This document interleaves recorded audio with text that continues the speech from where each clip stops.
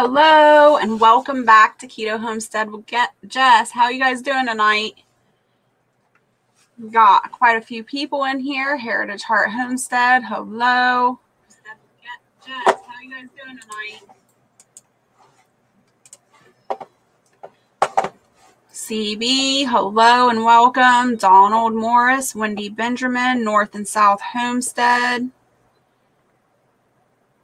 Sarah at the Big Blue House. Ginger Ninja. Hello and welcome, everyone. If I missed you, I'm sorry. I tried to call all your names out. CB, hello. Tonight, we're going to interview Mark from Rolling Homestead. I hope you guys are as excited as I am. Please give him a warm welcome, and we'll invite him onto the panel.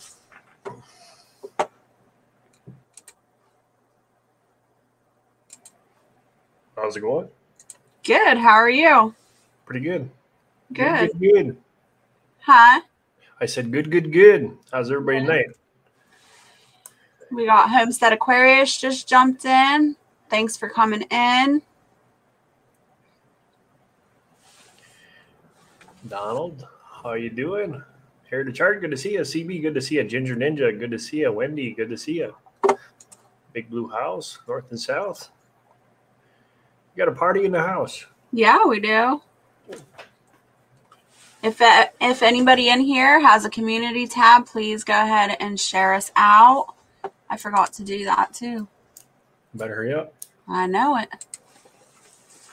Chop, chop.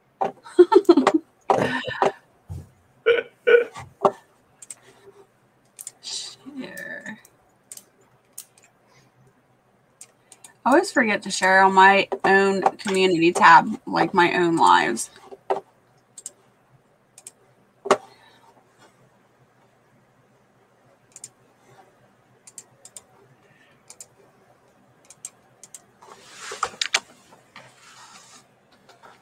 Yeah.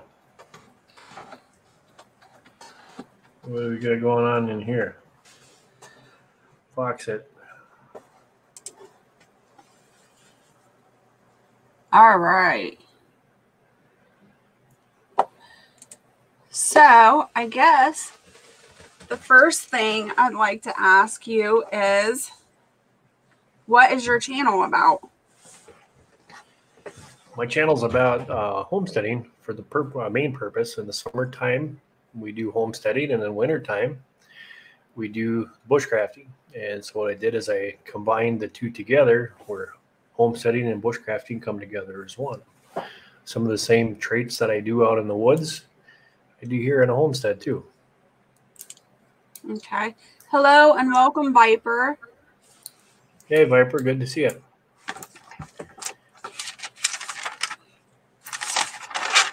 I got to get back to my notes. Okay. So let's talk about your cold weather chicken coop, because you are in Wisconsin and it gets pretty cold there. Yep. What is the lowest temperature that you've seen since you've been in Wisconsin? Negative 40, 50 below. Whew, that's cold. So you raise chickens, right? Yes, we do. Chickens, So, cows. okay. So how do you keep your chickens warm in the wintertime if it gets that cold? We have a coop that I built, and it uses the sun to heat the coop along with compost. So on the years that we have really extreme cold weather, the sun heats it up during the day and the compost keeps it going at night. It's kind of like deep mulch bedding style. I do have videos out of that, and it shows the day that I did the test was negative 17 below. And I think when it was all said and done, she was at 40 degrees. So it was a positive 40. So that's a huge change in a couple hours. And all we did is use the natural sunlight and natural composting. So now, have you had that coop and that setup since you started raising chickens there? Actually, I got a little one. The first year that we were here, we have another little coop that I use for it's more or less for the babies or for somebody that's sick, or like right now we got our Brahmas in there. But we used that the first year, and we found out that I wanted more chickens and there wasn't enough room for them to run around in the wintertime. So that's why we made the big coop, and it allows them to scratch and be chickens all winter long. Now, did, like, in the beginning when you had the smaller coop, did you have an issue with losing chickens? It wasn't so much of losing chickens as much as it was that they were bored and they were fighting with each other and pecking each other. And so we had to do some separation. We did not have a rooster yet. So we had a dominant hen that wanted to become a rooster, and she was picking on the other ones. So we took her out of the coop and we put her in a cage in the house, actually, and to separate her for a couple of weeks so that when she went back in, she wasn't the dominant chicken. And then we found out to put toys in there. So I made a jungle gym for them. We would hang up cabbage, or we take a 2-liter bottle and fill it up with corn, and then they would peck at it, and then the corn would fall out and the chickens could go and eat the corn. So by putting toys in there for them, it made it a lot better, but we found out real quick there wasn't enough room for them to scratch for that amount of chickens. Okay. Now, when I watched that video, you had mentioned in there that you had a rat problem now. So what have you done to resolve that since you've had the rat problem? Well, we for number one is that, if you take the food and the water away from the rats, eventually they're going to go away. We had a lot of fun shooting them, and that actually taught my son on how to hunt, which was really good. But after a while, we figured it was time to take the food away, get the water, because it was just getting to the point where they were getting pretty big and they're wrecking a lot of stuff. And you think about it in the wintertime, how much a couple of rats can eat, and they can eat a whole bunch in a hurry. So it was I didn't expect that portion to come up there, but it was something that I found out everybody has a problem with that, and I don't know where they came from. But we have potato farms around here, so I'm guessing they came from over there. Okay.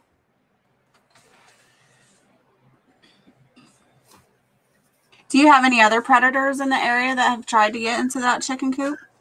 We've had, I live real close to a raptor recovery area, and we had a immature eagle to come and take one of our birds right in front of everybody.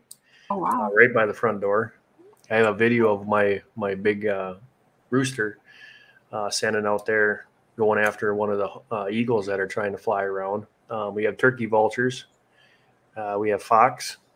And we have coyotes, and we have wolves, we have bears. So all of the things that would like a little chicken. So I bought a deer farm, and the fence was already there. So all we did is we took chicken wire or chicken fencing and put it in there to make an extra barrier to stop them from coming in. And of course the dogs help too. Now I want to go back to like the bedding. What bedding do you use in there? I know you said a compost, but we use all pine shavings. So the stuff that I cut up for firewood, I bag it up and I save it, and I use it for bedding. And then we go down to local thing and we'll buy some dry pine bedding also throughout the winter. In the fall, I like to go over to other friends and neighbors, and we'll get leaves, and I'll start the leaf process in there for the deep bedding into the big run, which allows the ground to stay from freezing, and it also makes that big heap that you saw in the corner. Now, you use that for compost, right? Yep. How often do you turn that or clean that coop out? I do it once a year. I do it actually twice a year. I like to do it in the spring and in the fall. And everything will go into the big compost bins, which the chickens are the root of all of a homestead. With all the stuff that's in the compost bins, the chickens will go in there and they'll tear it up and root it out. And half the time I have to shovel it back in. So they do all the turning for me. And then it allows them to get the nutrients out of there. And it also mixes and cuts things up. So it's a win-win situation. And it works out really well. And in the springtime, we fertilize with the gardens with it. And then we'll start the process all over. Have you ever tried growing anything in that compost in the chicken coop?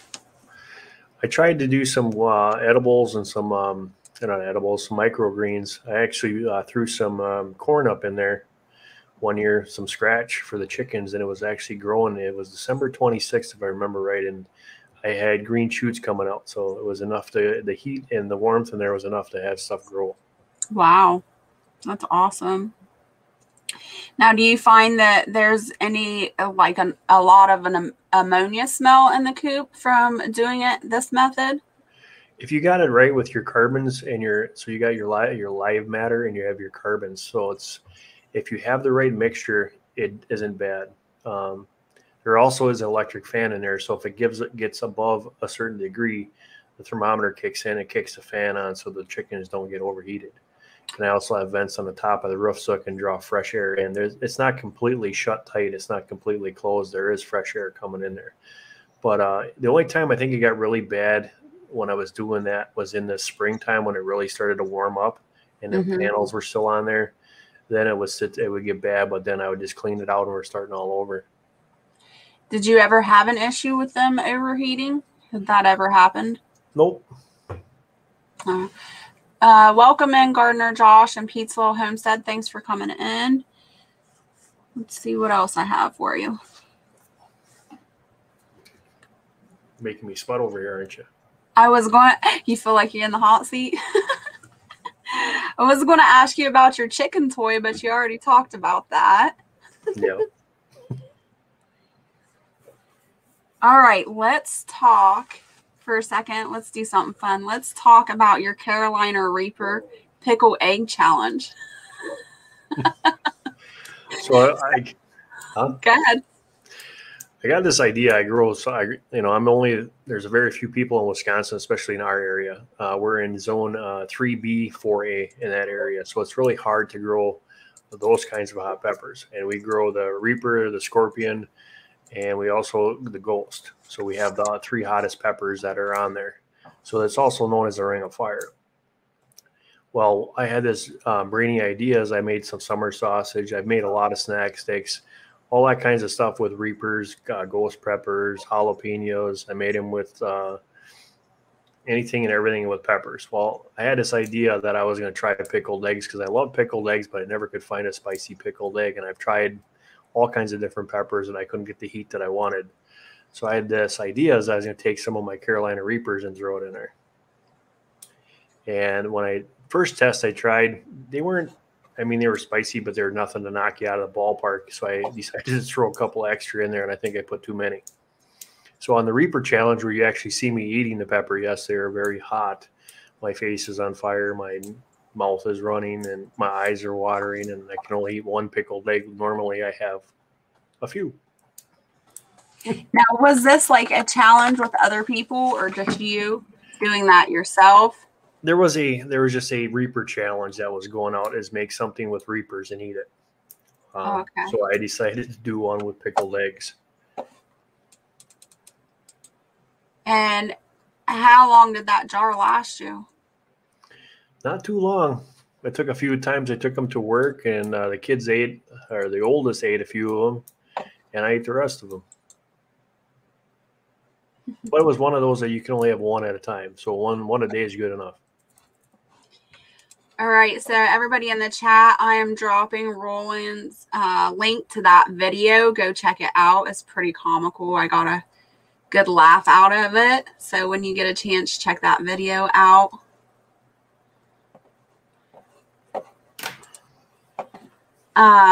Let's see what else. So 7-day challenge. That was a blast. Every year we got together, and I was doing this for a while, and we take people out and in extreme temperature cold. So I got my buddy Tyler and from Tyler Bushcraft, and I got Justin from Waypoint Outdoors, and we decided that we were going to go do 7 days in our environment. And the night that they showed up, they came in a snowstorm. And it was kind of funny because they were both calling me and saying, well, there ain't that much snow and that much snow. And they hit around here and they're like, holy crap, there's some snow.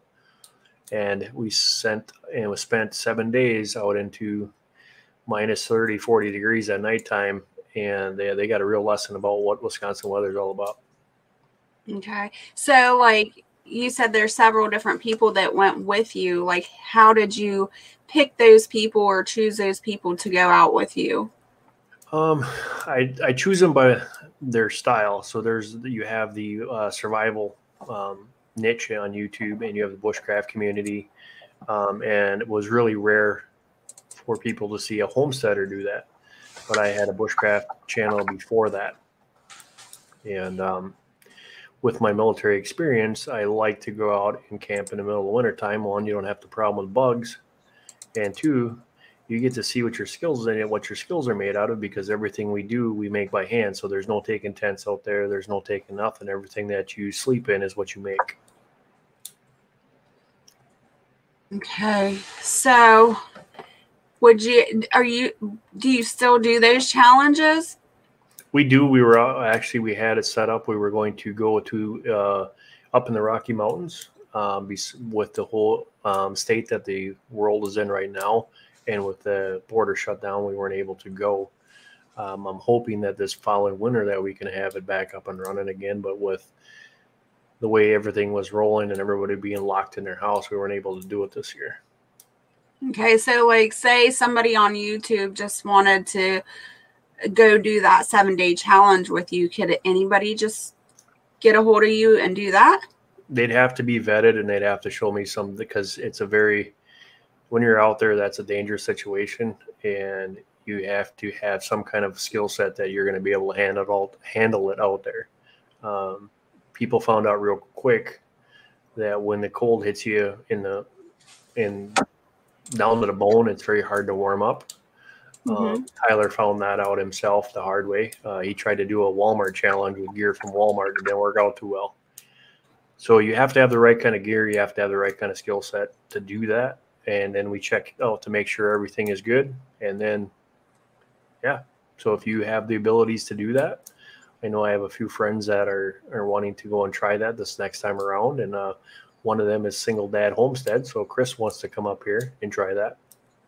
So you said that a person has to be vetted. What do you mean by that? I check their YouTube channel, make sure that they've done that kind of stuff, talk with them, ask them what kind of experiences they have. I mean, if you've never made a camp, or if you never made a lean-to, or if you never experienced that kind of environment and you want to go and do that, I'd rather have somebody do it like in their backyard, not somewhere where you're out in the middle of nowhere for 7 days. And so them are the questions. We actually planned. It took 6 months last year for us to plan the last one out and to get everything set up and make sure that the people were correct for the fit. And the other thing too is, you're all YouTubers, you're all creators. You want to make sure that you guys fit, because you don't want to spend 7 days out there with somebody that you're not going to enjoy having fun with. What do you think the best lesson was that you learned going out there the first time? First time I did it, I think the best lesson I learned was that my military gear was what I expected. It's best to keep with what works for you. I learned that my cattle intake almost tripled, because you're cutting firewood to keep warm through the night. You're also cutting it to keep cooking on. You always got to have a fire going, so you're always boiling water. Luckily, we have enough snow that we can continuously boil water. But if you put a foot of snow in a pot, you're going to get an inch of water. So there's a process, and it takes a while to do all that stuff. Finding food out there is difficult, especially in the later parts after the new year, because a lot of our hunting seasons are closed. So it's a lot of things that I've learned through the past years of doing that has made me understand the difficulties and some of the good things about it. I mean, I like being out there in a solitude. I like being out there by myself. And at the same time, it's also nice to have some friends along with you. Now, you mentioned that you have military background, right? Yep. All right. So how did your military background help you in a situation like that, going out on a 7-day survival? I've got cold weather training. I'm also ice and water rescue when I was working with the ambulance. So I have a lot of training in that background as far as the weather and how to stay warm and looking for signs and symptoms if you're going to get into hypothermia. Anything to keep you out of that problem. Staying dry is a huge thing. But it helped me out a lot because you feel comfortable out there instead of being afraid. Or some people don't like it when it's dark out in the woods, because if you've never been out there in the middle of the night, it's black and you can't see anything. And it gives me peace. Mm-hmm. Awesome information. All right, now here's a question that I want to ask you about that I have been wanting to ask you for a while and just haven't gotten to it. So you do the homesteading and you do a lot of wild edibles and herbs. Mm-hmm. So of everything that you've ever grown or foraged, what would be your favorite medicinal plant or item? In the summertime, I think my favorite medicinal plant is going to be dandelion. And in the wintertime, it's going to be wintercrest. And why? Dandelion with the antibiotics and antioxidants that are in there, the teas that you can make, the jelly you can make. There's so much you can do with dandelion, from the root to the flower. And I actually going to change my thing for the winter. I would say it's going to be pine, because one of the things I really look forward to in the wintertime is going out, setting up camp, and making my first pot of pine tea. And I really enjoy that. And it's a huge boost in vitamin C. So when you're out there, fatigue sets in, cold sets in, hunger will set in. And it just seems that when you make the pine tea, it is just so refreshing, because it's a huge boost in that vitamin C to keep you going. And if you ever feel like you're down and out, vitamin C is a good way to do it.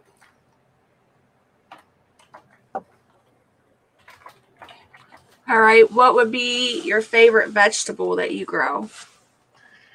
My favorite vegetable is green beans. I love green beans. I love all vegetables, but I think my go-to vegetable is green beans. Otherwise, it would be peppers would be my number. Would be 2. Tomatoes is number 3. I like my salsas. I like having canned.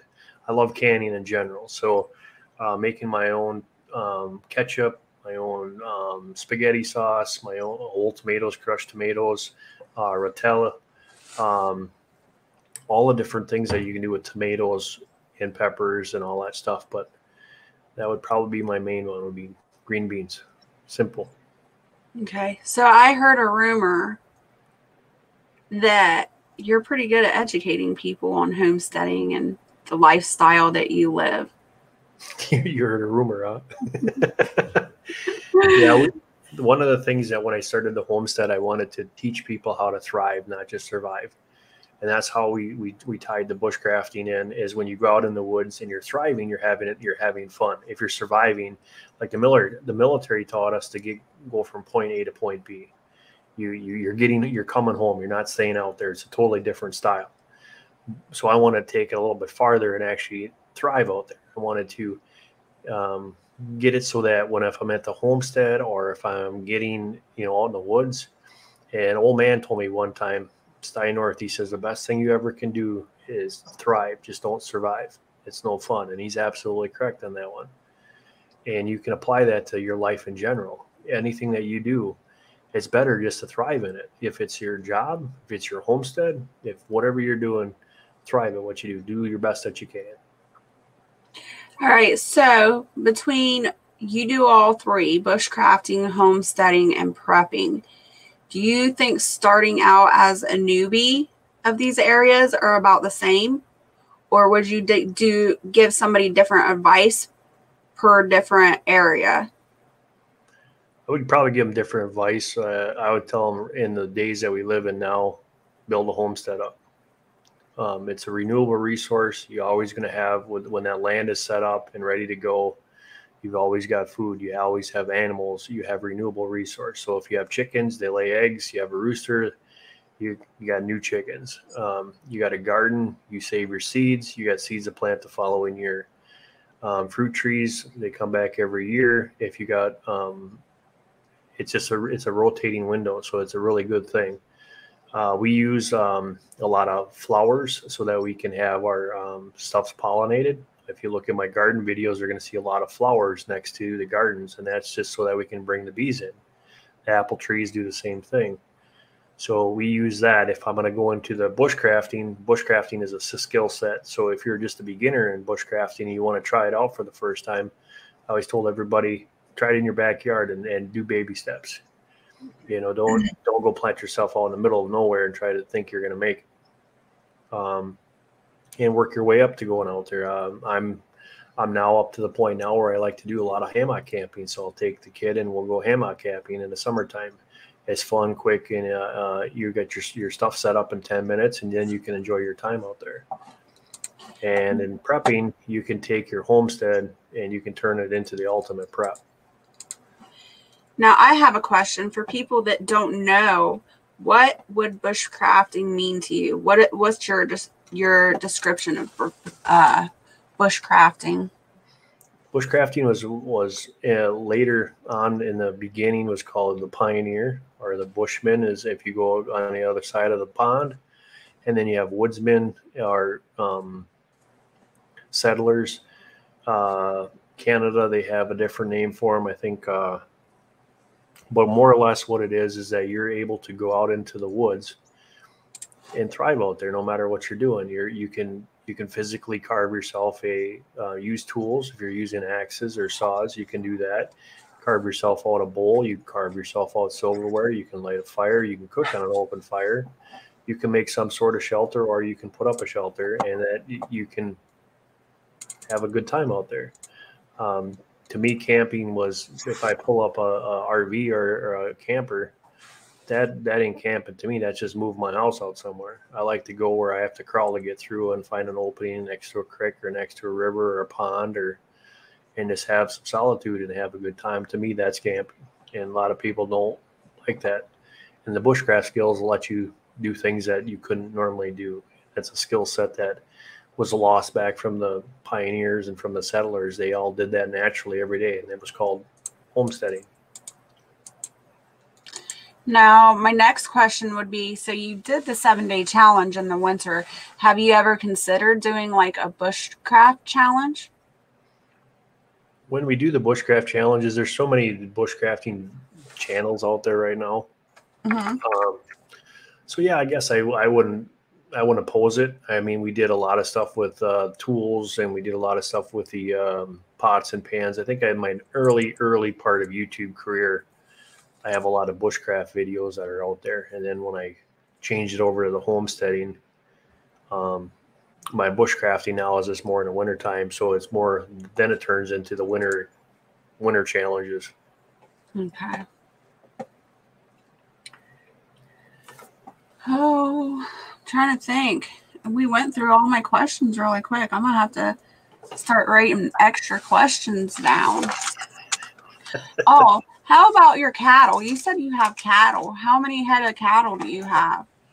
We had, what I like to do is I like to rotate once a year. So I'll get a cow. The last one that we had was a red Angus named Tank. It was my son's best friend for a while. And I have enough pasture area. So if my buddy at the time, didn't have enough land to pasture a couple cows, so he dropped them off here, which was nice because it would give me fertilizer, and at the same time it would keep the pastures down to a low minimum. So it worked out really good. But we try to rotate every other year. So I'll get a cow, raise it up, and then butcher it, and then I'm good for meat for a while. And then same thing we did with the chickens. Like this year or next year, I'll have to do some more meat birds, and so we can get our chicken stuff back. But it's a rotation. Is there any other animals on the homestead that you have? Two big dogs and a naughty cat. And do you butcher them out? No, I'm just joking. I'm just joking. They're family, right? Yeah. Cooking on a farm, good to see you. Always be prepared. So do the dogs have any skills? Do they hunt? Do they do anything like that with you? No, they're more or less for protecting the family in the house, in the land. And I have a Great Dane pit bull. That's the big beast. And then I have a black lab pit bull. And they more or less are just another part of the family, just like kids. They're the babies. Are they pretty good at guarding though? I don't know. I did, when I got quota, I decided I was going to go put my ghillie suit on and to see what he would do. Mama was sitting on the couch and he was sleeping next to her. And he growled up and his hair stood up, looked like a mohawk. And I was actually kind of glad that when he got close to me, he smelled it was me, because I don't know, and he was only a pup then. I don't know what he was going to do. But he didn't like what he saw. That's all I know. Well, that's a good thing. Yeah. And the Great Dane has got such a deep, ear-piercing bark. I really don't think I'd want to be on the receiving end of him. All right. Another question I have is, you do have back issues that you've mentioned before. Yep. What challenges have you came across with your back issues, and how have you overcome that? I think everything that you do on the homestead, because if you got to bend down, so in my garden, everything is up on raised cattle panels. I try to raise it up in the air so that I don't have to bend over.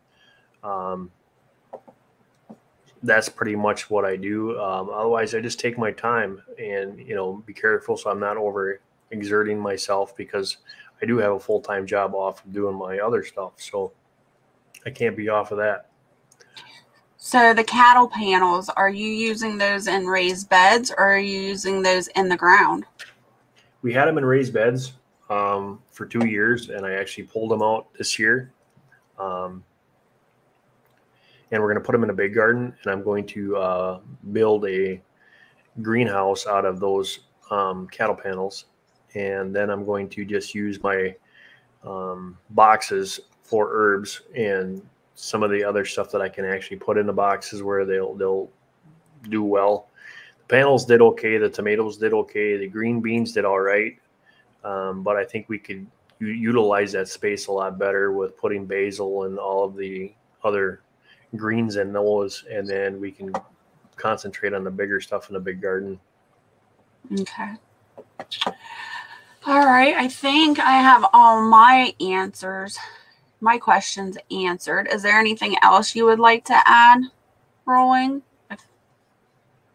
No, what is it? You can ask people in chat. They can put if they have questions, just put it in highlighted. Yeah, or put it in all caps. No, I just wanted to see if you wanted to add anything, and then I was going to turn it over to the chat and see if they had any questions. The other thing too that we do is, I know me and Gray are going to start this up. We've been having conversations about it, but for a lot of the newer YouTube channels and stuff, we're going to actually start to do with tech stuff. So we're going to be doing a lot of tech talk and different kind of hardware and software that we use. Oh, the other thing is microgreens. You forgot about that one. Oh, yeah, I did forget about the microgreens. Can you tell me about the microgreens, where they are and why you plant them and how you grow them? They are right here, right across me, but now they're all out of there. We just finished up with the leeks and the arugula. And I grow them in the wintertime so that I can have fresh green. Hey, Fox. Hey, Fox. How you doing? Pretty. Thanks for coming in here, buddy. Beardless Mark. Yeah. There's another tip for you guys. Never do a challenge or say you're going to do something if you don't think you're going to hit it, because it'll bite you. But anyway, so I grow the microgreens in the wintertime, and that's how I get my fresh greens. What I like about the microgreen setup is that I can be 2 weeks. I have arugula, I can have salad, I can have sunflowers, I can have all this other stuff. And by getting bulk of those seeds, a lot of those seeds are the same exact seeds that we use in the summertime for like cilantro, like our basil, like all that other stuff. So it was really an interesting idea to start the microgreens, because then you have that year round, especially in our environment where in the wintertime you can't grow much anything green at all.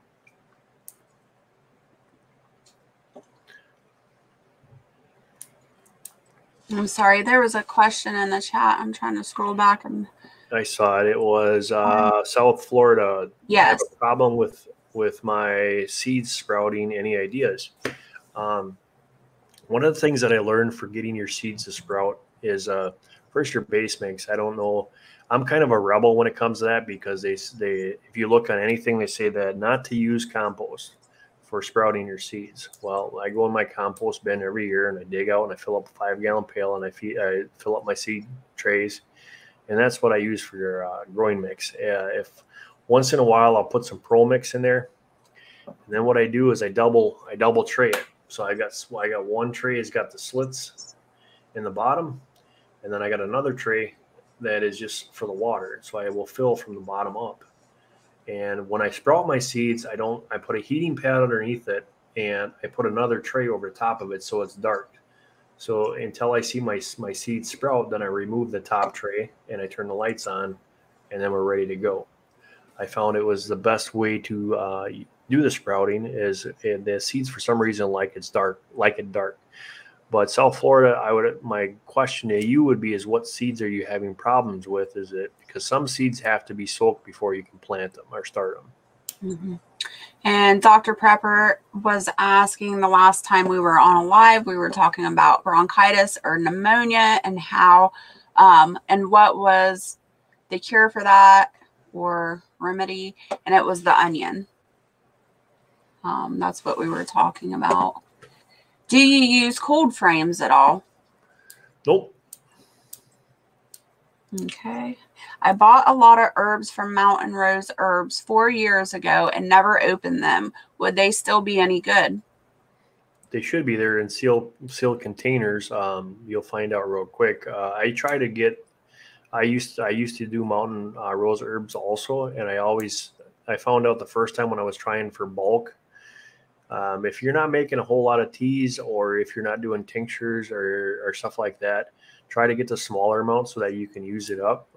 If you guys haven't noticed, like when you go and you grow basil in the garden, it's super fresh. It's super aromatic. It's smell right away. And if you go and buy that from the store, the same thing as basil, it's not going to smell the same because it's sitting in there. And the concept behind it, as soon as you open up that container of basil, it starts to lose its oils in there.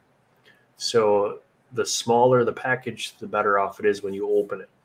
So my theory behind that is if you don't touch the bag and you don't open it, it should be good until you use it. I just hope you don't got a whole bunch and then you're going to be sitting there with stuff later on down the road that is not as useful.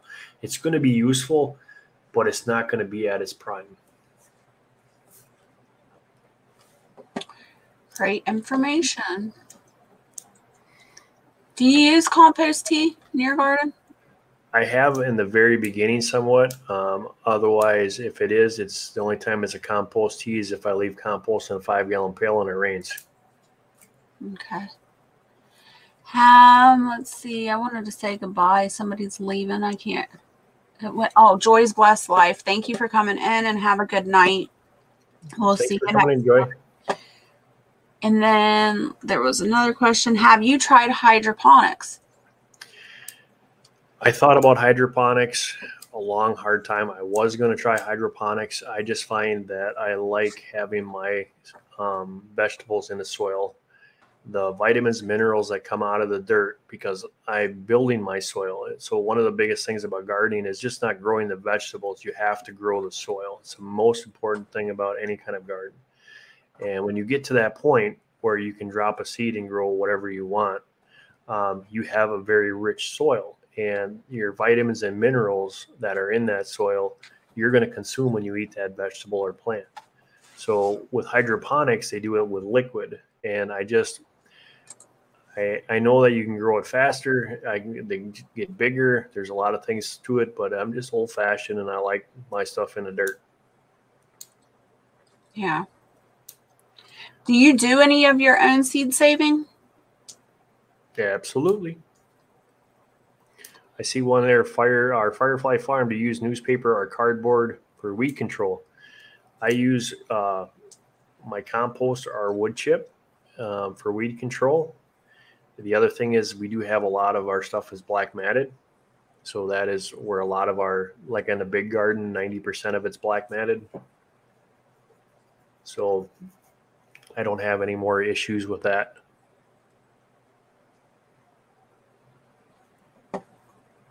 What are your worst pests in the garden? My dogs. I found out that my dogs like everything that I grow besides lettuce.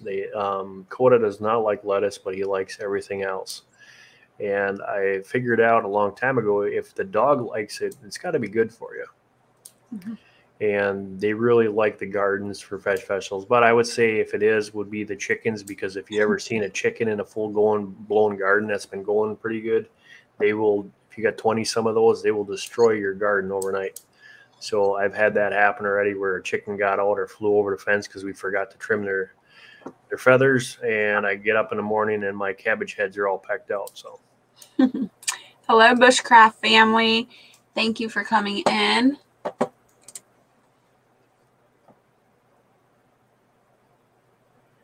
Let's see.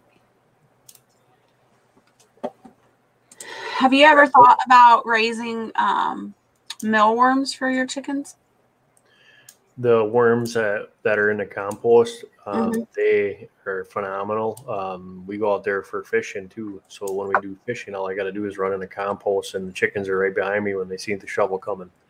So I don't do any. I do a no-till situation because I don't want to kill the microorganisms or break that up. So as I continuously, I'll pull the black mats off through new compost in, put the black mats down, and continue to build that soil.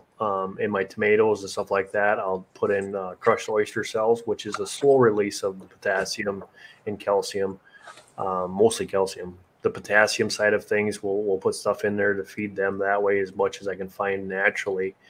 But the chickens usually take care of you. They see a worm, they're gone anyway. And we've been pretty lucky after we started doing this. The worms are pretty good in the gardens. All right. Next question is, what is the oldest vegetable you grow? My oldest vegetable is going to be my horseradish root.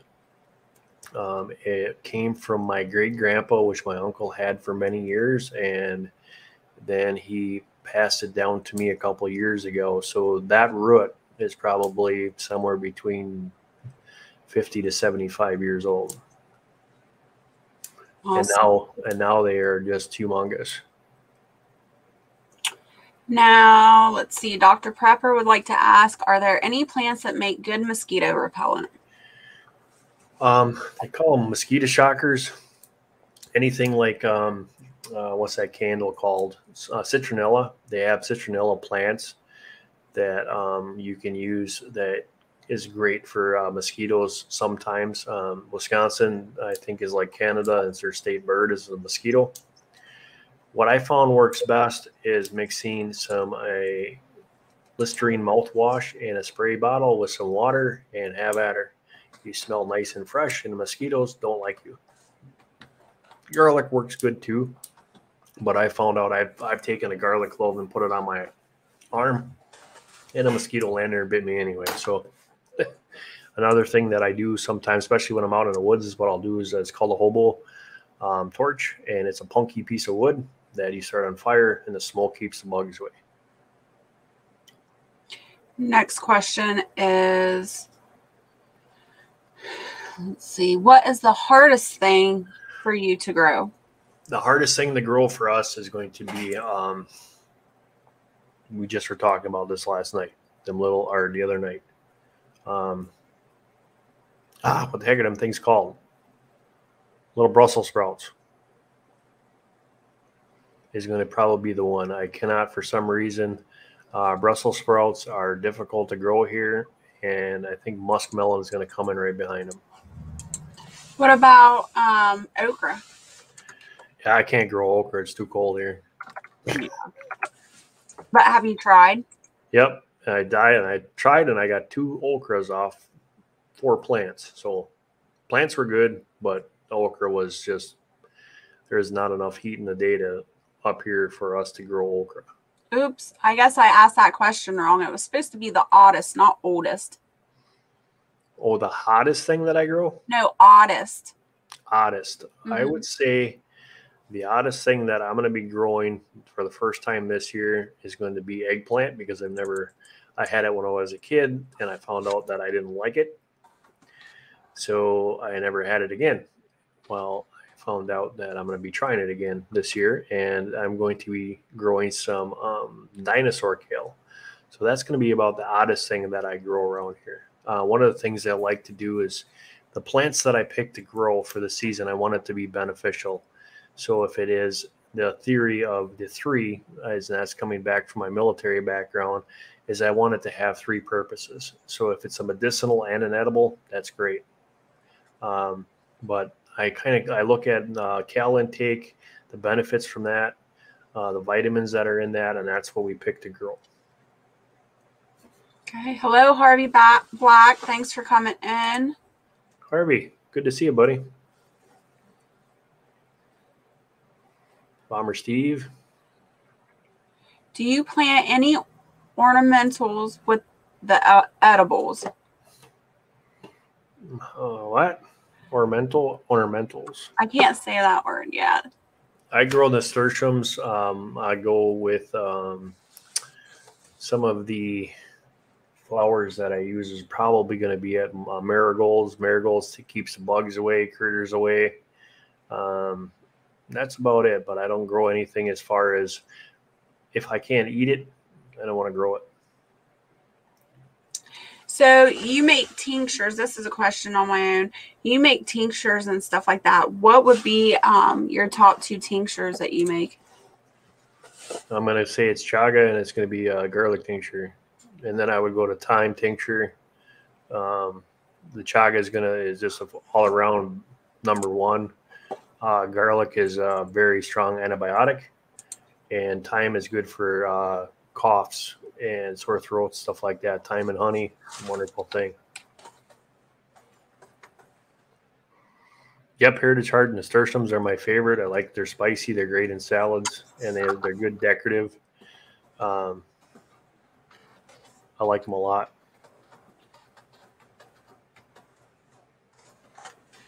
I've never heard of onion tincture before. How do you use that? Just, I'm guessing the same way you use any other tincture. Yeah, you just throw it back, huh? Mm-hmm. Ugh, that doesn't sound very tasteful. Yeah, firefly, fennel, absolutely. That's another good one.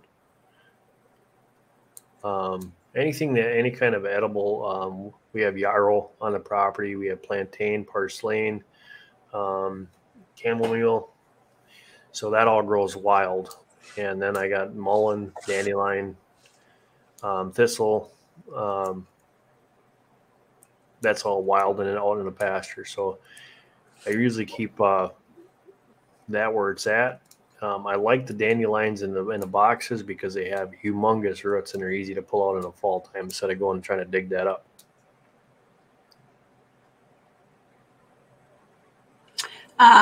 What else was I going to ask you? Okay, so you have like an extensive amount of knowledge on wild edibles and herbs. How long did it take you to like be able to identify all these different plants, and how did you retain all that information? How long did it take you? Well, every year you got what I call our commons that you go to every year. So you're in the springtime, like when the trees start to bud, then I'm out in the woods looking for leeks because leeks are my number 1 base for all my homestead seasonings. And then after that, it's going to be your dandelions next in line. They're going to be up and running around. So, and then after dandelion, it's going to be the wood nettle. That's going to be about that size, ready to go. So it's just as your season progresses, you know which one is ready and which one to use. It's really nice with the dandelion because it's a spring thing, so you can have fresh jam right away or jelly, and that's a nice one to have going. And then when your blueberries or all this other stuff starts popping in, then you're just going right down the line. But it took me a while to figure out to identify them and be in my area and be efficient at it. But then for doing it for so long, it just becomes natural where if something happens, you get stung by a bee, I run the plantain. If I have a burn or something, I'll go get plantain and I'll go get yarrow and I make woodsman salve, and then that takes care of that. So this knowledge comes, but I always have, if I'm out in the woods or something, I got my Peterson's hand guide in my pocket, because I will run into something that I have not identified or seen. So I'll pull a book out and look it up, and then I'll remember it. That's the biggest thing, is I got to physically touch that and look at it, and then you're like, okay, now I know what I'm looking at, and you just keep going, keep putting it in there. Write it down. I used to have a notebook that was probably, it's here somewhere, but we have a notebook probably this thick, this size, that are just full of notes of different edibles. Black walnut, that's a huge one for us in the fall time. Quarter cup of black walnuts is enough protein for a man for a day. Outer shell is a great iodine, natural iodine. So the black walnut is a huge one for us. We harvest them every year. It's great for food. It's great for if you're making some kind of salads. I love it when we have a fresh salad. We can cut up some black walnuts and put them in there. I think that's just a great way to finish it off. Firefly Farm is asking, do you do any tinctures using barks? Willow bark is the only tincture that I have that I'm going to use that. And the willow bark is a natural aspirin. One of the things, when I had my back issues, I blew out my L4 and my L5, and they wanted me to take 1,400 milligrams of ibuprofen a day. Well, if you know what ibuprofen does to your insides and your stomach, it starts tearing them up, and especially at that high doses. So I found out using natural remedies like willow bark, and once it gets into your system, it lets you know, and it takes some of the edge off there. The biggest thing with that is I'm a firm believer, if I hide the pain, then I don't know what's there. I'm going to do something stupid and I'm going to hurt it worse. So I really enjoy the fact that I can, if I do something wrong, my body lets me know, especially at my age.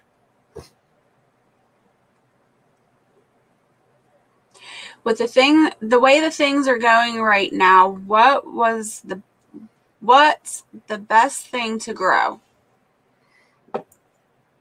If I were to choose, I would probably choose my greens. They're the easiest and fastest to grow. But as much stuff as you can put in the ground now, the better off. You guys have all seen the prices in the store. Prices are going through the roof. Food prices are going to continue to get worse. So I would be really concentrating on what I can grow. And don't be afraid, guys, to go up. Pots, swimming pools. I've seen so many different ways. I've seen in the Philippines, they took 1 gallon jugs and they screwed them to a wall that had to be 10 feet tall. And they had all these jugs up there, and they had their lettuce, and they had peppers, they had onions, they had everything there. And it's one section straight up, all the way up, one thing. I thought it was the coolest idea I ever saw. I mean, it didn't need anything big. Nowadays, you can get tomatoes. You can get heirloom tomatoes that are patio tomatoes. I had 2 of them last year. Perfect for salads, perfect for sandwiches, and they were just loaded with tomatoes. So don't be afraid to try it and look outside the box. It's not, you don't have to go with the traditional garden anymore. You can do things up and over. Heritage Heart Homestead is saying, really, it's a natural iodine. How? You take the outer skin, Heritage Heart, off the black walnut, the green husk, and you make it into a tincture, and you will get your natural iodine off of it. Firefly Farm, any willow? We don't have willow up here, or we do have willow up here, but I've never used willow. In my area, on my property, I don't have willow.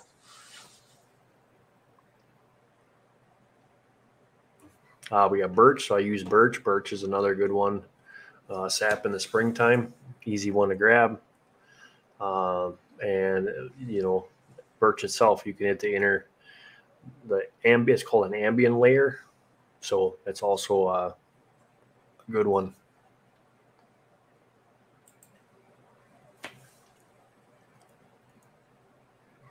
Yep. Bushcraft Family says black walnuts are a great dye also. Yes, if you ever played with black walnuts and your hands turn black, like I was a funny story. I decided one year I'm going to wear gloves, and my the black walnut punctured one of my gloves. I was using latex gloves. So when I took it off for a break and my whole hand is now black. It took about a month and a half for that black to come off. So when I went to work, they said, "What the heck is that?" I said, "I got a rare disease." Nobody, they were like, "What?" Southern Boy Prepping, good to see you. Yes, hello. And Firefly says, I meant any type of willow bark for tincture. You have to do your research. I've never made willow bark tincture. Oh yeah, I'm sorry, I have. I got the aspirin. So it's just regular, the ambient layer of the willow bark, so the inner side. And when you dry it, you turn it into a powder, and then you make your tincture out of it. And that I got from Mountain House Herbs because we don't have one of those trees on the property. But I know back in the day they used to chew on the willow bark if for toothaches and stuff like that.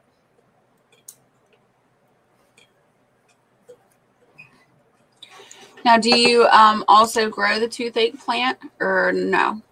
What? You know, the toothache herb, do you also grow that or no? No, just willow bark I'll use, or what else is there? Cloves. Mm-hmm. You can chew on a clove, put it in a socket of your toothache. It takes it away. Whiskey does a good job too. Oh, thank you, Southern Boy Prepper. I appreciate that. He says that he just linked our channel on another live. Cool. Do you have access to and use eucalyptus oil? Mama does a lot of the oils, essential oils, and she uses eucalyptus. She just had a cedar one in here. It's a calming one.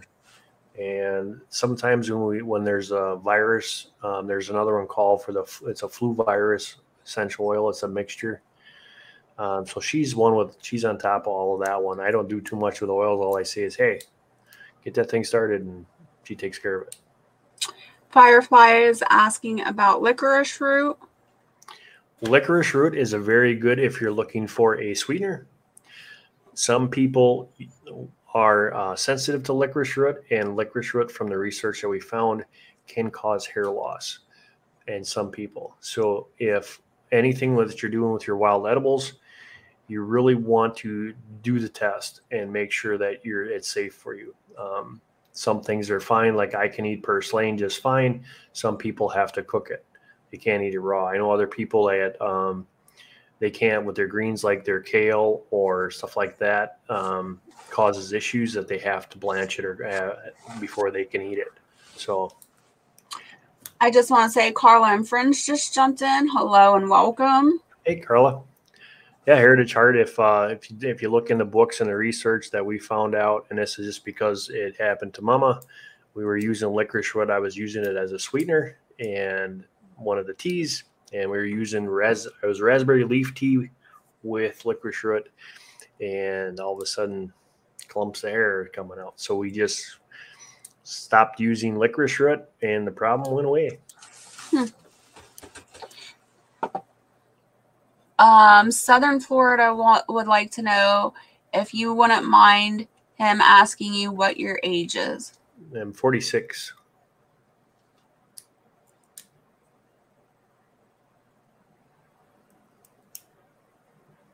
What is your opinion on essential oils? And hello, the outsider. Thanks for coming in. I think essential oils are wonderful. I just haven't. That's not my repertoire. That's Mom's side of things. So I let her take care of all of that. But I've never. I think it's great. The stuff that I've seen and what we use in the house for colds, flus, have always worked. So I know she makes one for the Asian beetle that she has in a spray can. It's all essential oils, and she goes in and sprays it, and they leave. They don't like it. So Cabin in the Woods, thanks for coming in. Good night, our cabin in the woods. You have a good night. We'll see you later.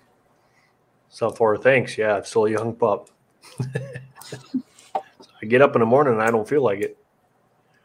Benefits of marshmallow plant. Marshmallow is another one of those that you can use as a substitute for a sweetener. I've got that also. I like that. And that one we haven't had any problems with, but that's the only thing I use marshmallow for. See, Firefly, do I use irrigation system? Sometimes I do and sometimes I don't. It's set up if we need to use it most of the time. I just use a big sprinkler head. We got one that can cover the whole garden in one swat. Or the rotations. I'm going to be putting, I tried the misters. I wasn't too impressed with them. I tried the soaker hoses. I wasn't too impressed with those. So I just use the old way of doing things, and it's just a big old arch sprinkler head. Hello, Frugal Mama. Thanks for coming in and welcome. Do you have any sassafras trees in your area? Nope.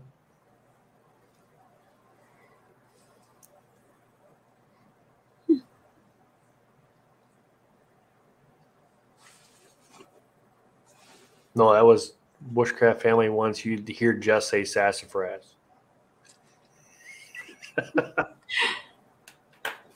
Is that what it was?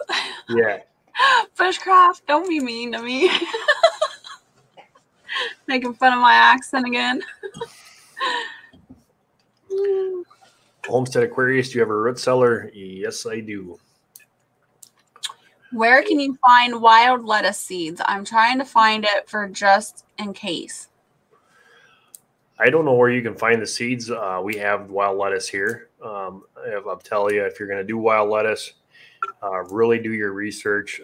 That stuff can be dangerous, and if it's not done correctly, it can put you in a bad situation. So be very careful with wild lettuce. Wild lettuce is from the morphine family.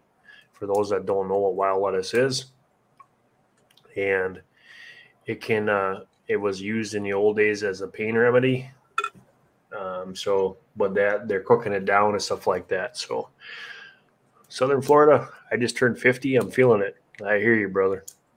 If any of you would like to have Rolling's link to check out his channel, go subscribe to him. His channel link is pinned to the top of the page. What are you shaking your head for? Who? You. Oh, I don't have a bug here. Harvey's in here too. Harvey can drop the link. Yeah. He's good at that. But yeah, there's a lot of videos that I have about smoking, making your own meats, how to make your own smoker. And go check them out. You'll learn a lot. Any uses for lamb's ear? What? Lamb's ear. Never heard of lamb's ear. Sorrel. That's maybe an East Coast thing. Shepherd's purse. I don't know.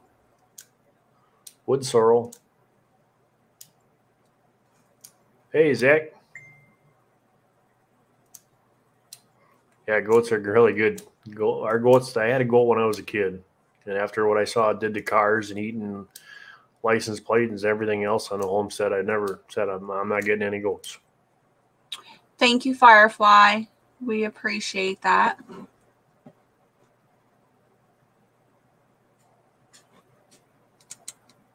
Ooh. Sorry, I didn't mean to do that. So Heritage says, I'm pretty sure we have wild lettuce, but I'm not sure, so I don't want to try using it. Our last live stream that we did, Heritage Heart, I have the links to all of the books that we talk about, and in there is Peterson's Hand Guide for Medicinal Plants. It's in there. Other thing, too, is when me and Gray do our podcast for wild medicinal plants, we will be giving away, amongst other stuff, but we're going to be giving away 2 Peterson Hand Guides medicinal. So keep an eye out on Gray's channel and myself. It'll be in my community tab, and I'll be sharing it out on my social media outlets. But when we do those, we're going to be giving away 2 books, so we'll be giving those away. But otherwise, if you guys want them right now, you can go into the Jess, what's the name of the one we just did? Oh, you asked me too quick. It would be in the interview medical plants and herbs, high blood pressure. No, I would be in the one that I think I did with Jess, which is the interview with Jess. And yes, the book links are in the one that says Keto Health interview with Keto Homestead. I can get the link.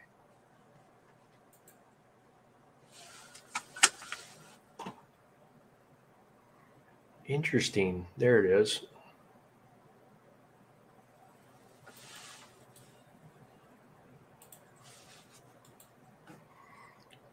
So here's all the links for that. So I'm just going to write books. If you guys are interested in those books, they are on my Amazon.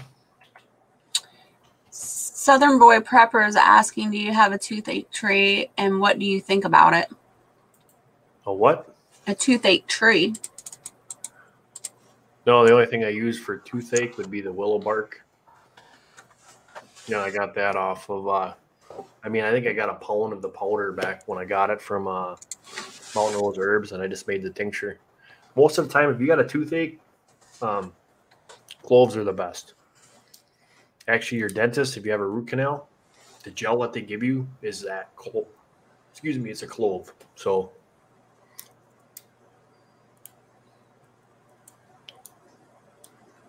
oh, my chat just jumped on me.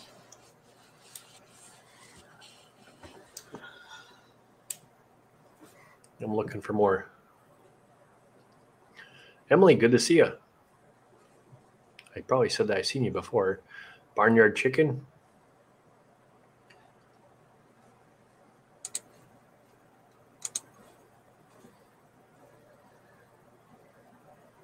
Oh, here Harvey says that all that stuff with the lamb's ear is actually part of the mint family. We do grow a lot of mint. Oh.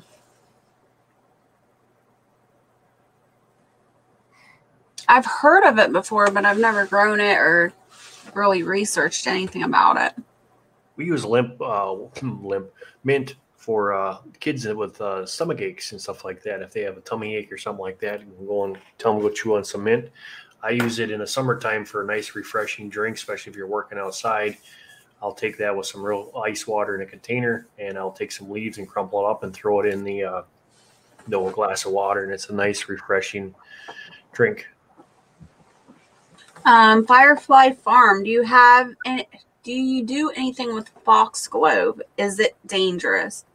Nope, I don't, but I can actually look it up. I'll write that one down. A lot of the names, like stuff that we use up here, has layman terms names, and then same thing down south. So depending on your area, but I'll check on the foxglove. I'm pretty sure foxglove is poisonous and toxic.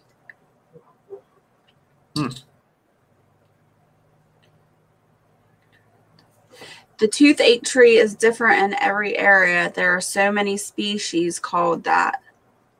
Yep.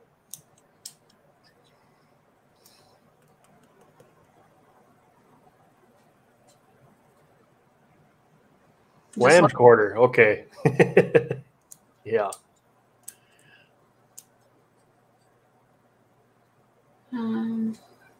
Emily, yeah, that's good. I'm usually taking notes. That's what I do. I got too many notepads because then I don't know which one to write it on. Yep.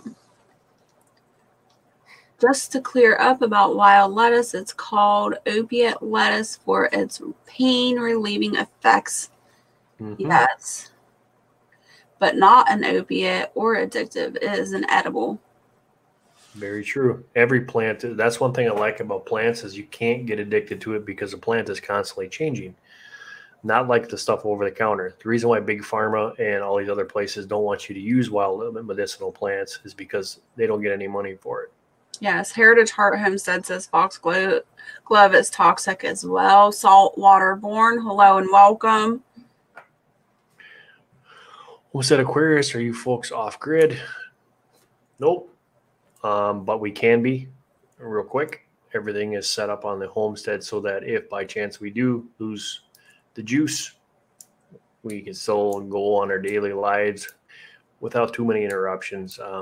I recently installed a old-fashioned Vermont wood casting wood stove with a cooktop on it for that. If we have no power, we can cook on there. Obviously, we got my grills and everything else. Also, we got the fire pit if we need that, which I do test out every year to make sure that I keep my skills for cooking over an open fire. Not only if I'm out in the woods, but just in case something happens here, I have multiple resources to cook on. Because actually in the summertime when it's 80 degrees, I really don't think I want to fire up the wood stove to cook on because that makes the whole house hot. So I'd be outside.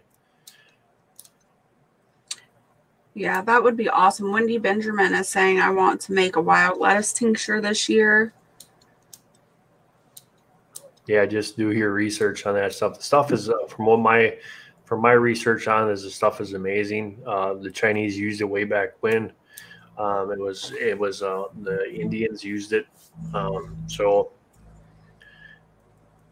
I've never had to try to use it. I've been actually a little bit on the side of, do I really want to try that? I've got other things that I can use. So,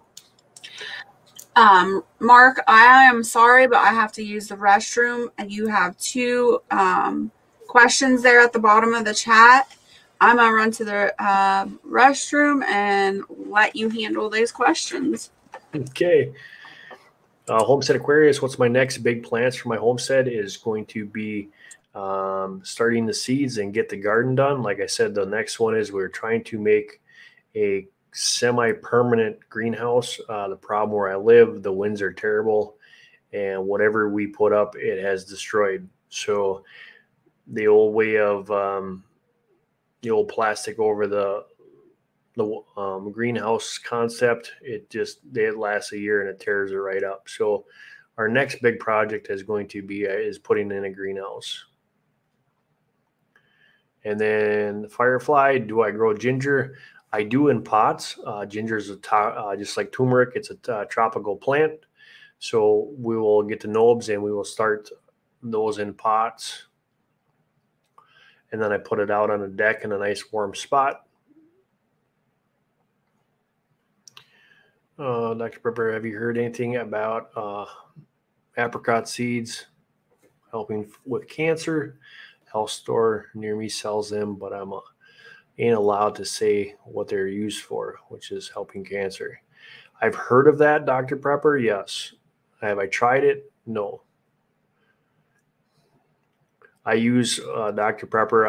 I've used chaga. That's what my go-to would be. And the reason why I say that is my mom had stage 4. She has stage 3 lung cancer. And we used the chaga, and she was able to go through her chemo and her radiation without any hitch, no problems. She didn't use any of the drugs from them. She just used the stuff that I gave her. So, and 90% of that was chaga.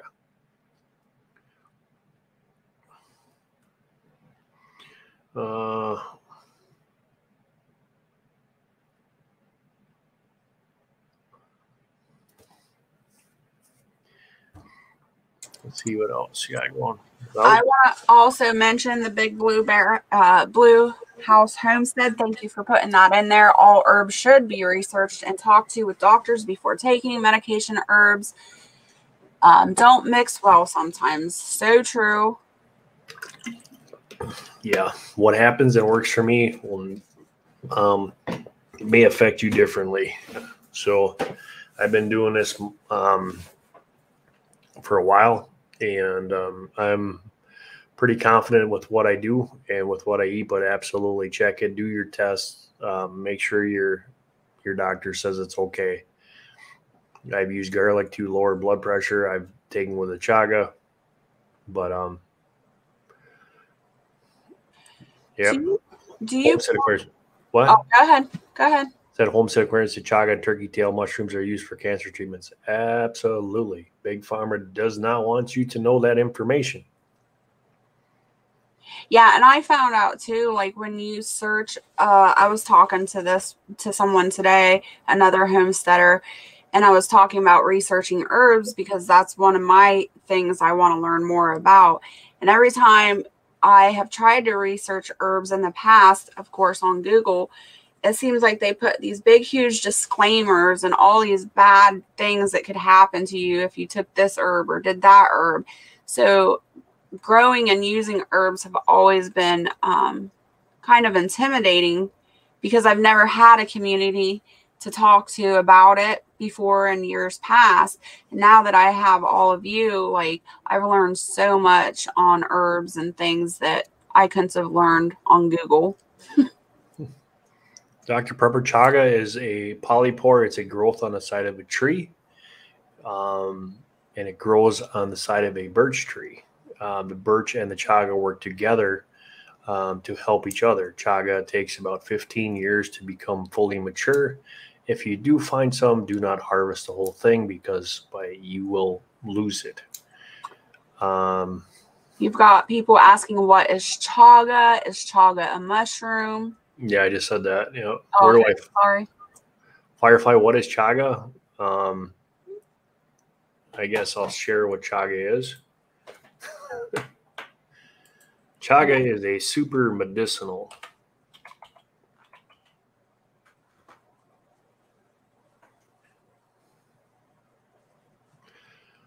If you guys ever, one of my go-to things is MedMD. It's kind of more of a neutral-based platform, and it will, but at the bottom there, it'll say the same thing. This has not been clinically tried, blah, blah, blah. So just in the bottom, I shared the screen for chaga. Oh. So it's a fungi. It looks like a growing mass on the side of a birch tree. It is very, very good for you. There's two forms of it. You can make a tea, or you can make a tincture, or what they called a double extract, which is both of them combined. You have the outer bark and you have the inner bark.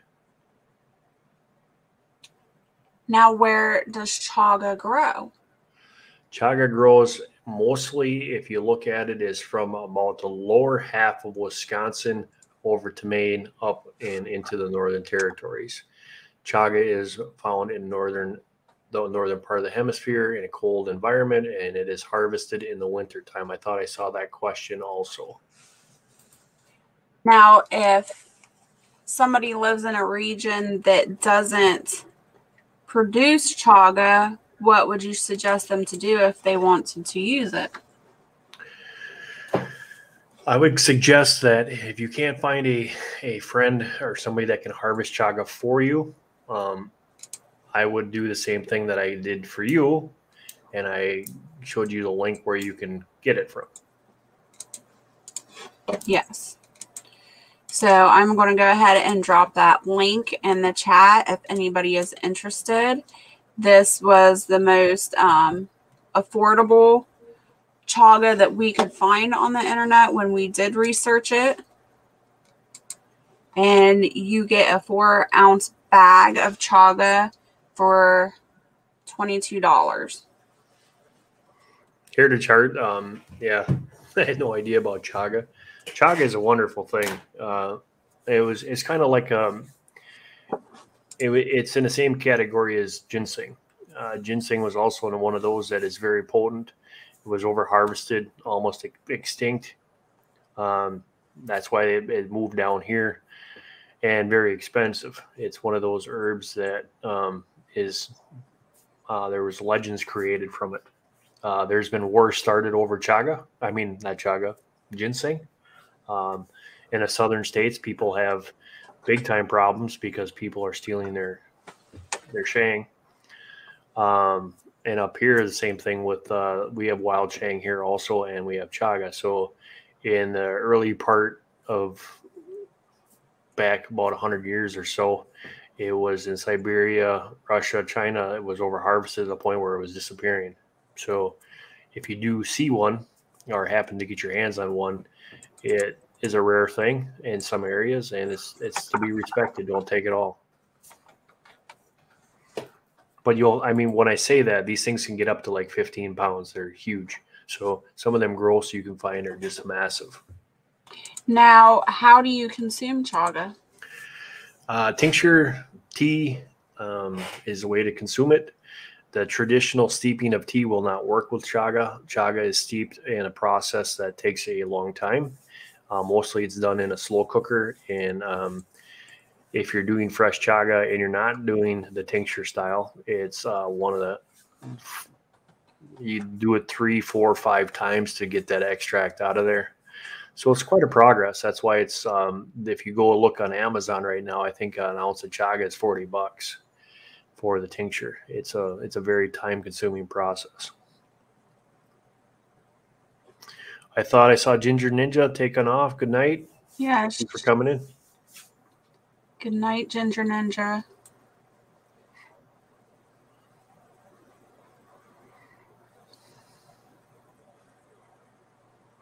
Yeah, Bushcraft family ginseng, they grow that up here. It's been dying off now because it sucked all the nutrients out of the ground.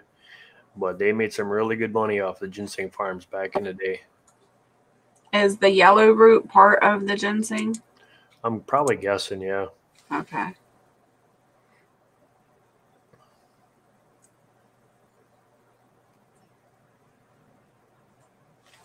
Yeah, Zach's saying the goat's milk. I had to use that when I was a kid, I guess. And I didn't know that till my mom told me, but I was allergic to milk in the beginning too. I was lactose intolerant or something. I had to use goat's milk. Obviously, it changed because I was raised on a dairy farm, and the only milk that I drink is straight out of the bulk tank. Good night, Southern Boy Prepper. Thanks for coming in. North and south. Shh. We have Shang on our land. Yeah. Can be fighting words when it comes time to harvest that stuff. Thank you, Ginger Ninja.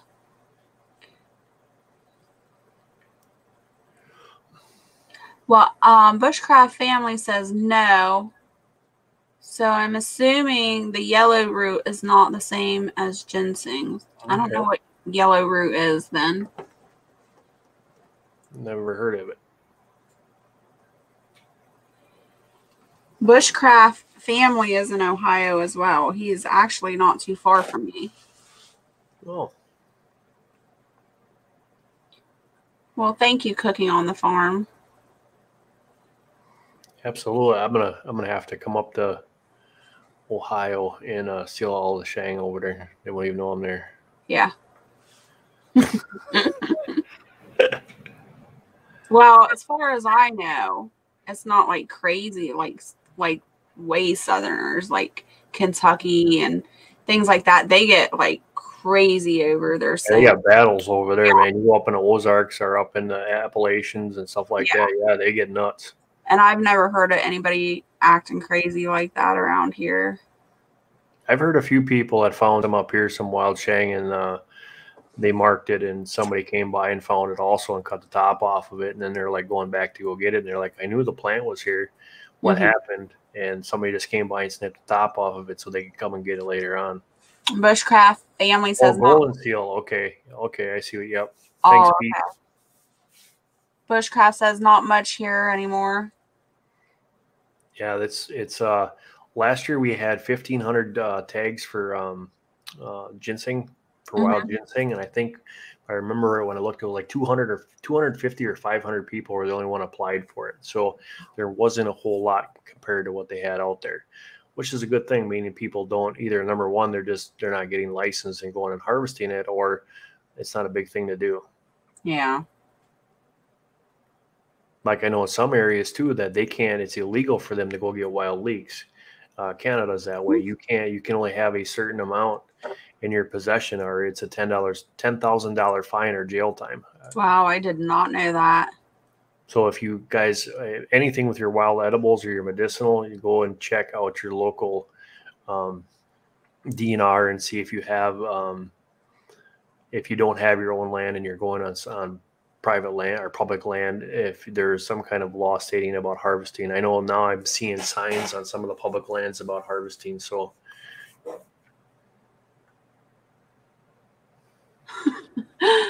Homestead Aquarius and some of the others in the chat, Heritage Heart Homestead, are talking about medications, and he says, I had to point out things to my doctor. He looked ashamed and changed my meds. I told him I kept the copay that day. yeah, I've gotten a few disagreements with doctors about trying to put meds out.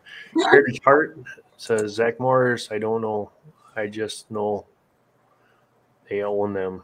Plants producers get patients, but on heirloom seeds, it should have never even been allowed. So what's Zach saying?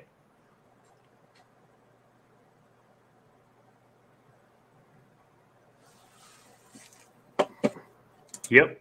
Zach saying back in Tennessee, they knew a few hunters and for hunting for saying, and they pack weapons. You know, you never want to. I go out in the woods. The only thing I got to worry about is bears, wolves, cats. I'd rather deal with them than a human being. Oh yeah. Bushcraft family, it's not too bad around here where I am. Just saying. But it's been funny too, because I've already been out in the woods and I've had people come walking up alongside the river, had no clue that I was there, and I just turned around by the tree and it just about freaked them right out. So Firefly Farm is asking any plant that has vitamin D. Well, great thing about vitamin D is that you can just get it from the sun. So going outside and spending time in a garden, spending out time in the fresh air, you'll get your vitamin D. I think there are some plants with vitamin D that I wrote down. There's my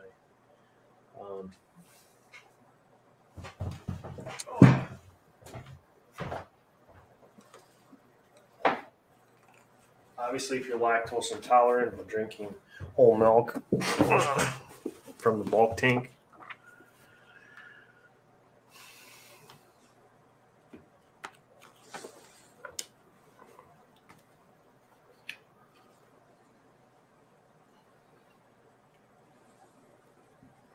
So That's a good question, Homestead Aquarius. what's that? How high have you climbed for chaga? A lot higher than I want to. I know one guy that took a shotgun to blow half of it off because he couldn't get it off. Wow.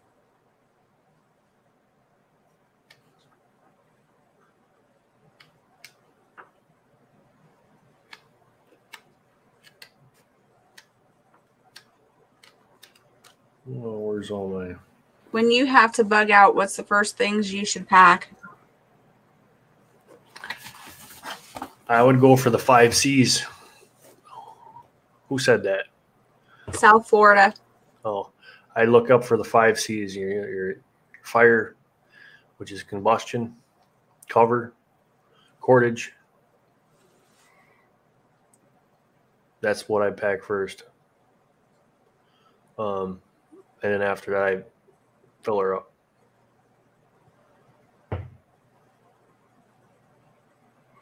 For vitamin D is involved in cell reproduction, blood. Dietary sources of vitamin D are egg yolks, butter, milk, fish liver, or oil. Vitamin D is transported to the liver and storage. Deposits are found in the skin, brain, spleen, and bones. Good night, Pizza Homestead. Thanks for coming in. Have a good night. So too much vitamin D for prolonged periods of time can result in weight loss, headaches, and kidney stones. Harvey Black says cod liver oil for vitamin D. Yep.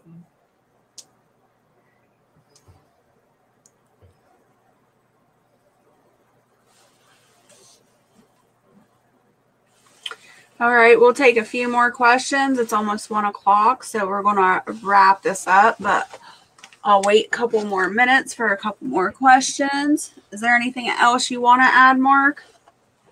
It's been fun. Thanks for inviting me. You're welcome. It has been fun and very educational.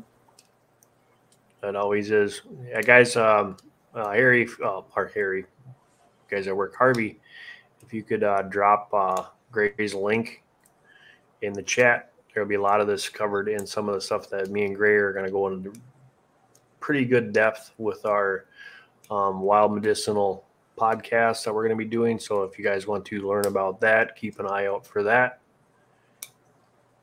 Yeah, Harvey, there's a lot to learn about wild edibles. There's, like I said, You can go and check that live stream out that me and Jess did together the other night on my channel. On there is all the links to the books that I have from the Nutrition's Almanac, which is this one here.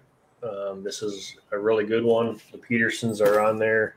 The Homestead Doctor's on that one, and a couple other ones. So if you guys are interested in going and buying those books, the Amazon link is in that description on that video.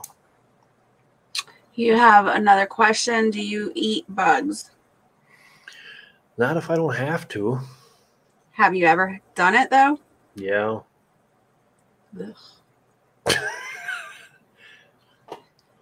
Southern Florida, how do you convince your wife the time is now and to be prepared? I was lucky enough because to tell the honest to God truth is being military. She was in more to the prepping thing before I was. So it was kind of easy because she's like, hey, you need to get this taken care of. And anybody knows if mama isn't happy, no one's happy. So that's how it also the journey started. And then it was just real simple. You go to the store, instead of buying one, you buy two, put it away. And then I started looking at some of the food packages on like long-term food storage and stuff like that. I'm looking at the cal intake. I'm looking at what's inside of there. And I got into the conclusion, hey, I can make this myself out of the stuff that I grow. So that's when I decided I'm going to get my dehydrator and I'm going to get my Mylar bags, my oxygen absorbers, and then the fun began because now I can grow it, I can dry it, package it, seal it, put it away for a rainy day. And there you go. Simple, easy peasy. Zach Morris is asking, does Ruling have a book about edible foliage plants in the wild? Yes, I do. I'm going to go get that link again for that video that I did. All those books are in that description, guys, so you can easily go and get them. It's in the description under books. You're very welcome, Wendy. Thank you for coming in and supporting Rolling and supporting my channel. So I'm going to drop the link to that video, guys. If you go look in the description, the books are all in there that I use. Peterson Hand Guides has a medicinal and an edible. So there's two of them. And that area is for the, if you look at from running straight down Wisconsin, all the way to Canada, and all the way to DC, and that area is where that book covers. Peterson, when they designed that book, they did it really good because there's maps in there also. Ark Wildman just came in. Thanks for coming in. I hope you checked your email and got that from me.